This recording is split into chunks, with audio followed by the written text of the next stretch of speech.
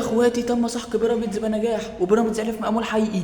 فلامينجو البرازيلي بيصفع بيراميدز 2-0 وفي فرق مستوى وفرق اللياقه البدنيه واضحين جدا. لعيبه فلامينجو ضغطه لعيبه بيراميدز في نص ملعب في منطقه جزائهم يا جدعان، مش ممكن.